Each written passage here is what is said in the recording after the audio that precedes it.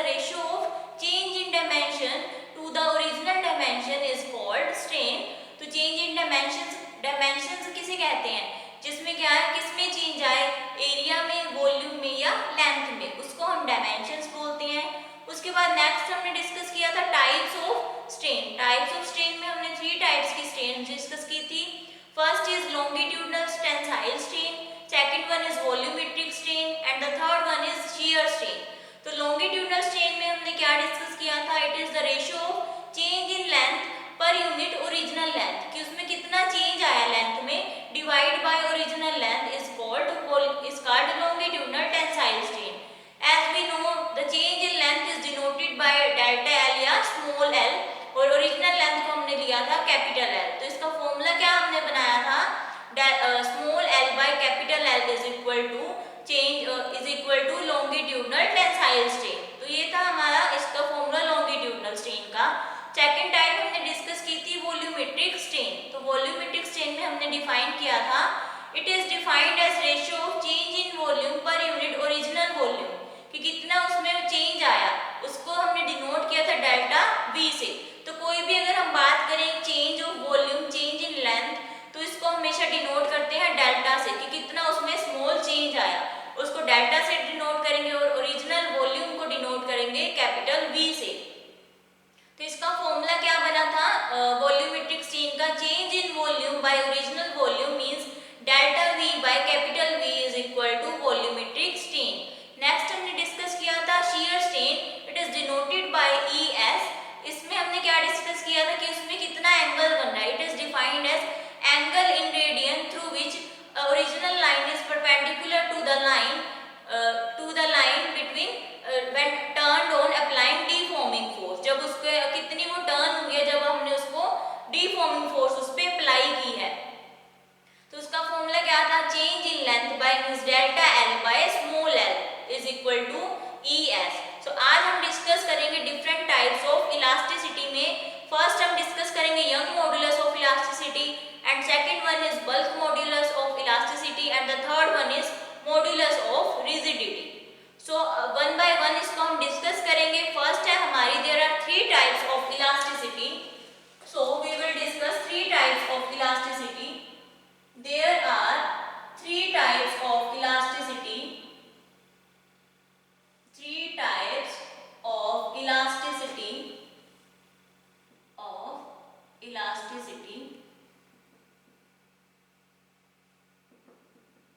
तो फर्स्ट है हमारी लॉन्गिट्यूडनल. फर्स्ट क्या है हमारी Young modulus of elasticity. First is Young's modulus of elasticity. Modulus of elasticity, which is represented by capital Y. Elasticity, which is represented by capital Y. And second one is bulk modulus of elasticity. Bulk modulus of elasticity, which is represented by K. Elasticity, which is represented by K. And the third one is modulus of rigidity.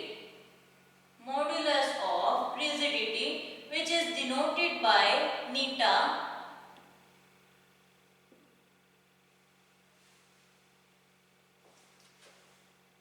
तो ये हम one by one discuss करेंगे. First हम करेंगे Young's modulus of elasticity के बारे में.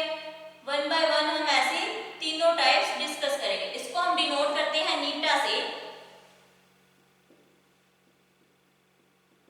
तो ये हम तीनों types one by one discuss करेंगे. First we will discuss about Young's modulus of elasticity. Young's modulus of elasticity, which is denoted by capital Y of elasticity. So इसका formula क्या होगा, it is defined as ratio of normal stress to the longitudinal strain is called young modulus of elasticity. इसको कैसे define करेंगे कि कितना उस पे नॉर्मल स्ट्रेस लग रहा है, divide by longitudinal strain, that term is said to be young modulus of elasticity. So it is defined as ratio of normal stress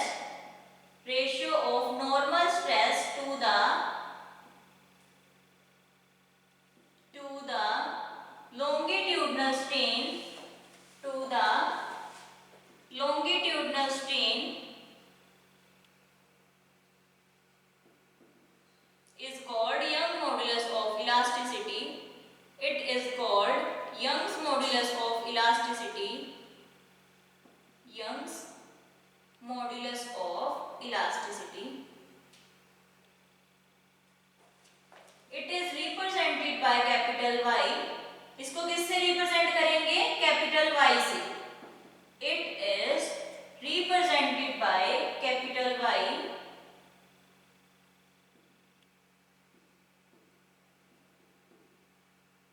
तो इसमें क्या है, हम डिफरेंट मीडियम्स में पढ़ेंगे. It's value is different for different types of material. इसकी सभी की वैल्यूज क्या होंगी? डिफरेंट टाइप्स की वैल्यूज भी क्या होंगी? डिफरेंट होगी. तो इसमें लॉन्गिट्यूड यंग मॉडुलस क्या हुआ? y is equal to Young modulus of elasticity is equal to Young's modulus of elasticity का फॉर्मूला क्या हुआ? Capital Y is equal to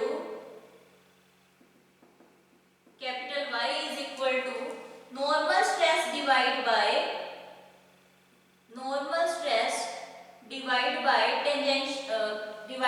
longitudinal strain. That term is said to be Young's modulus of elasticity. ये क्या है? Young's modulus of elasticity का formula. ये topic आपका बहुत ही इंपॉर्टेंट है. जितने भी हम फर्दर 3 टाइप्स डिस्कस करेंगे, तीनों ही क्या है? बहुत इंपॉर्टेंट है. तो Young's modulus of elasticity हमने क्या बोला? It is defined as ratio of normal stress to the longitudinal strain is called Young's modulus of elasticity. इसको हमने किससे डिनोट किया? It is represented by capital Y. So capital Y is equal to normal stress divided by longitudinal strain. So हमें पता है normal stress किसके equal होता है? स्ट्रेस का फॉर्मूला क्या होता है? Force per unit area. और longitudinal strain भी हमने डिस्कस किया हुआ था. हम ये सारी वैल्यूज इसमें पुट करेंगे. So as we know, normal stress is equal to, normal stress हमारा किसके इक्वल होता है? Normal stress is equal to force per unit area is equal to force per unit area. तो फोर्स को हम denote करेंगे F से, area को डिनोट करेंगे A से. So F by A. So normal stress किसके इक्वल हुआ? F by A के. और ये होगी हमारी first equation. So as we know, हमारा longitudinal strain किसके इक्वल होता है? longitudinal strain की वैल्यू किसके इक्वल होती है? Change in length by original length. ये हमने लास्ट लेक्चर में डिस्कस किया था. longitudinal strain is equal to change in length by original length. Change in length by original length. So change in length को हम किससे डिनोट करते हैं? डेल्टा L से. Is equal to delta L और ओरिजिनल लेंथ को small l. ये होगी हमारी second equation. So change in length by original length, या इसको हमने उसमें डिफाइन किया था small l by capital L. Small l by capital L. So अब हम ये दोनों वैल्यूज इसमें इस इक्वेशन में पुट करेंगे. इस इक्वेशन में हम दोनों वैल्यूज पुट करेंगे. Put value of equation first and second in equation star. So put value of equation first and second of equation first and second. So first और second equation हम इसमें put करेंगे. In equation A हम ले लेते हैं. Equation कौन सी है? ये है हमारी इक्वेशन A. तो इसमें हम सारी वैल्यूज पुट करेंगे. तो हमारे पास किसके इक्वल होगा? लॉन्गिट्यूडनल यंग्स मॉडुलस किसके इक्वल होगा? ये हम देखते हैं. तो यंग मॉडुलस का फॉर्मूला किसके इक्वल है? Normal stress bye longitudinal strain. तो वो हमें फॉर्मूलास पता है. हमने डायरेक्ट इसमें क्या करनी है? ओनली वैल्यूज पुट करनी है A इक्वेशन. तो हमारा यंग्स मॉडुलस Y किसके इक्वल होगा? नॉर्मल स्ट्रेस किसके इक्वल है? F by A. Force per unit area. और लॉन्गिट्यूडनल स्ट्रेन किसके इक्वल है? Small l by capital L. तो ये हम देखते हैं अब हमारा यंग्स मॉडुलस किसके इक्वल आएगा? यंग्स मॉडुलस ऑफ इलास्टिसिटी किसके इक्वल होगी? सो Y is equal to F by A into L by capital L. क्या हो जाएगा? ऊपर चला जाएगा, क्योंकि ये दोनों टर्म्स क्या है? डिवाइड में है.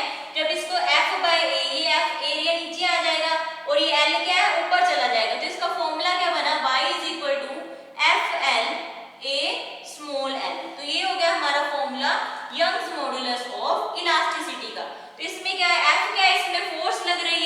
स्मॉल एल क्या है, change in length, where is capital L is original length, और इसमें ए क्या है हमारा एरिया, तो एरिया का फॉर्मूला क्या होता है pi are square. So we here put the value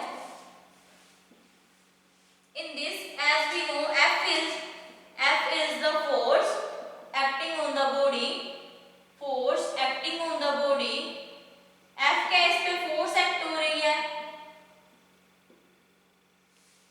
और L इसमें क्या है, L is the original length, L is the capital L क्या है इसमें ओरिजिनल लेंथ, और स्मॉल l इसमें क्या होगा, स्मॉल l is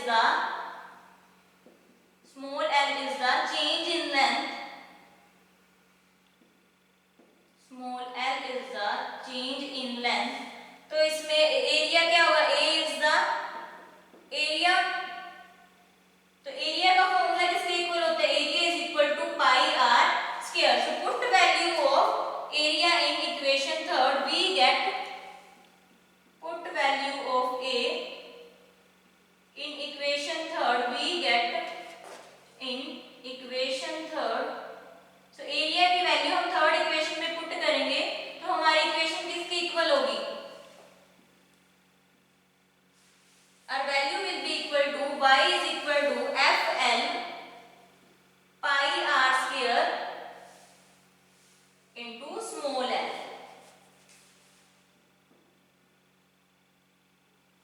तो ये हमारा होगा Young's modulus which is equal to fl pi r square into small l, ये है हमारी Young's modulus of elasticity.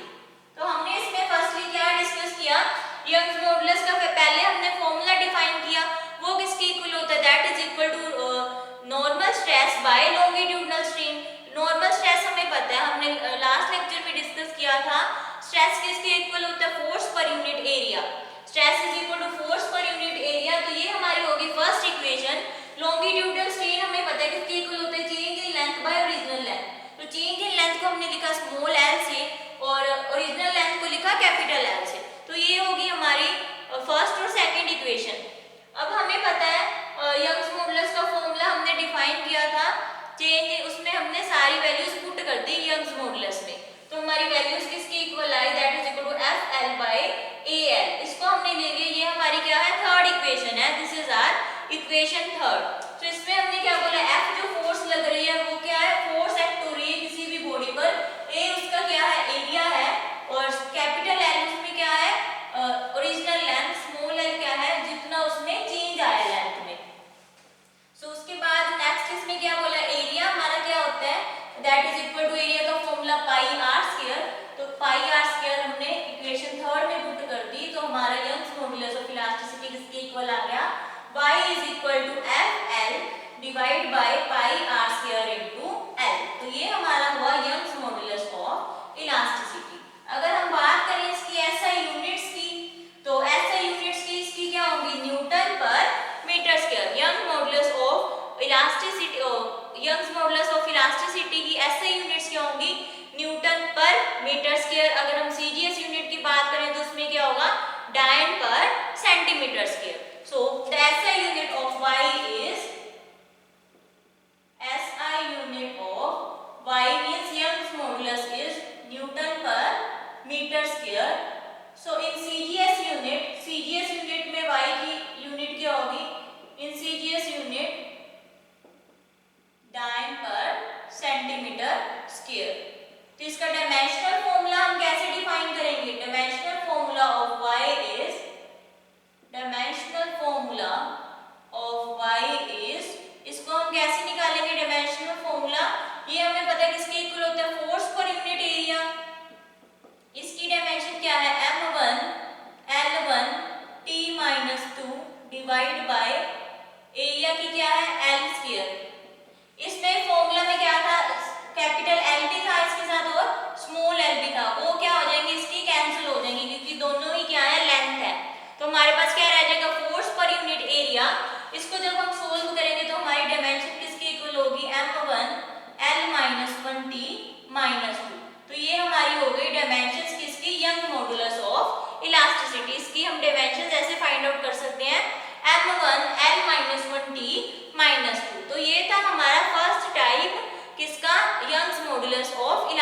Elasticity हमने डिस्कस किया।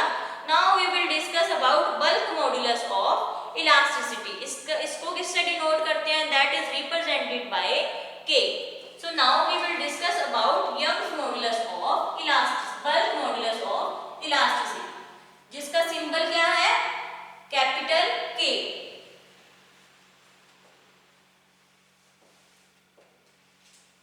Second one is bulk modulus of elasticity. Bulk modulus of elasticity, which is represented by capital K of elasticity, which is represented by capital K. तो इसका formula क्या होगा? उसमें हमने क्या define किया था? यंग्स मॉडुलस में normal stress by longitudinal strain. तो इसमें क्या होगा? It is defined as ratio of normal stress to the volumetric strain. That term is said to be bulk modulus of elasticity, which is represented by capital K.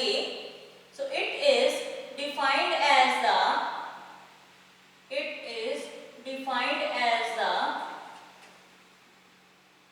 normal stress to the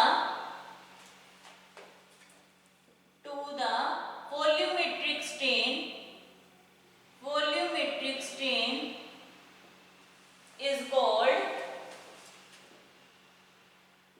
bulk modulus of elasticity, is called bulk modulus of elasticity, bulk modulus of elasticity. It is represented by K. It is represented by K. इसको किससे represent करेंगे? K से। तो इसका हम formula कैसे define करेंगे bulk modulus of elasticity का? कि उसमें कितना चेंज आए, normal stress divide by volumetric strain, that term is said to be bulk modulus of elasticity. So bulk modulus का सिंबल क्या है? K divide is equal to normal stress divide by volumetric strain. तो ये K हमारा क्या है? यहाँ पे K here is bulk modulus of elasticity. So ये है formula bulk modulus of elasticity का। सो अभी हमने डिफाइन किया नॉर्मल स्ट्रेस किसके इक्वल होता है? As we know the value of normal stress is equal to force per unit area, is equal to force per unit area, which is equal to F by A. ये हमारी हो गई first equation. इसको हमने ले लिया, ये क्या है? Second equation. नेक्स्ट क्या है? Volumetric strain.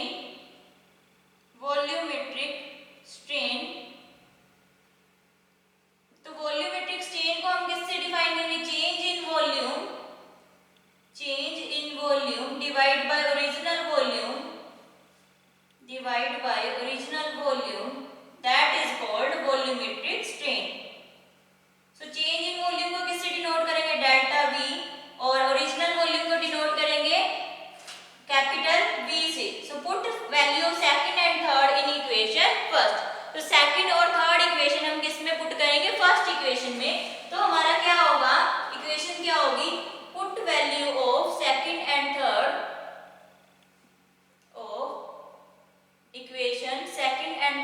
in equation first, second and third in first equation, in equation first we get, तो हमारे पास वैल्यू क्या आएगी? K हमारा किसके इक्वल होगा? नॉर्मल स्ट्रेस क्या है? फोर्स पर यूनिट एरिया, और वॉल्यूमेट्रिक स्ट्रेन क्या है? Delta V by capital V। तो इसको जब हम सोल्व करेंगे हमारा किसके इक्वल होगा? F by A delta V into capital V। तो ये हमारा हो गया bulk modulus of elasticity, which is represented by -FV divide by A into delta V। So अब हमें पता है कि हमारा प्रेशर किसके इक्वल होता है? As we know pressure is equal to, pressure हमारा किसके इक्वल होता है? Pressure is equal to force per unit area is equal to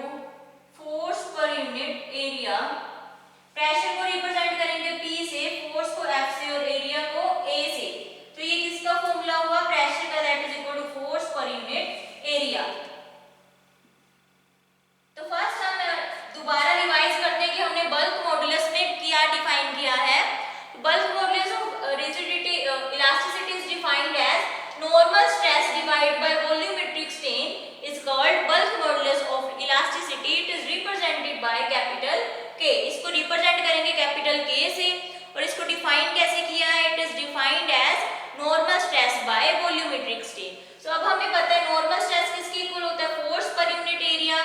force को हम डिनोट करते हैं कैपिटल एफ से, एरिया को डिनोट करते हैं ए से। सो ये हमारी क्या होगी सेकंड इक्वेशन और इसको हमने फर्स्ट इक्वेशन ले लिया। उसके बाद इसको क्या है वॉल्यूमेट्रिक स्ट्रेन। वॉल्यूमेट्रिक स्ट्रेन का फॉर्मूला क्या है, change in volume by original volume. ये है हमारा, इसको चेंज इन वॉल्यूम को लिखेंगे डेल्टा वी से, ओरिजिनल वॉल्यूम को लिखेंगे कैपिटल वी से। ये हमारी होगी थर्ड इक्वेशन। तो ये दोनों इक्वेशंस को हमने पुट कर दिया फर्स्ट इक्वेशन में। तो हमारा बल्क मॉडुलस किसके इक्वल आ गया, bulk modulus is equal to K is equal to minus F V A delta V. तो नेक्स्ट हमने क्या डिफाइन करना है, प्रेशर हमें पता है। अब प्रेशर का हम किसमें पुट करेंगे, put value of this in equation fourth. तो ये वैल्यू हम फोर्थ इक्वेशन में पुट करेंगे प्रेशर की। सो हमारा मॉडुलस ऑफ रिजिडिटी कितना आएगा, बल्क मॉडुलस किसके इक्वल होगा, minus force per unit area. तो ये हमारा क्या है, हमारी इक्वेशन क्या है, इसमें minus F of V divide by A delta V. तो इसमें हमने क्या बोला, फोर्स पर यूनिट एरिया हमारा किसके इक्वल है, प्रेशर के।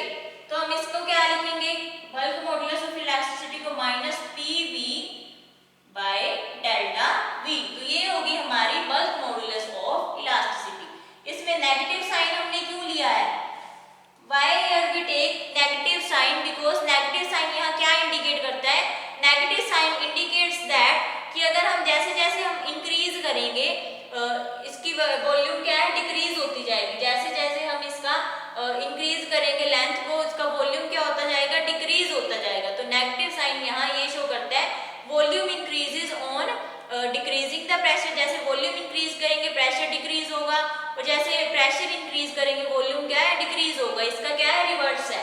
सो negative sign here indicates that, negative sign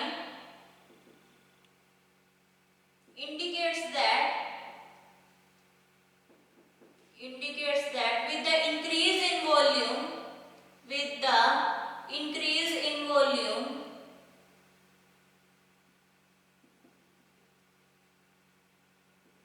जैसे जैसे हम वॉल्यूम इंक्रीज करेंगे the pressure will decrease, तो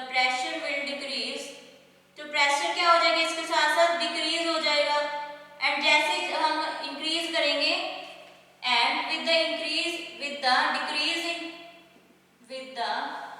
विद डिक्रीज इन वॉल्यूम, जैसे